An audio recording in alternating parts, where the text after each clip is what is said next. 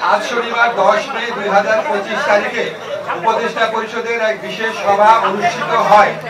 সভায় আন্তর্জাতিক অপরাধ ট্রাইব্যুনাল আইনের সংশোধনী অনুমোদিত হয়েছে। সংশোধনী অনুযায়ী আন্তর্জাতিক অপরাধ ট্রাইব্যুনাল কোন রাজনৈতিক দল, তার অঙ্গ সংগঠন বা সমর্থক গোষ্ঠীকে শাস্তি দিতে পারবে।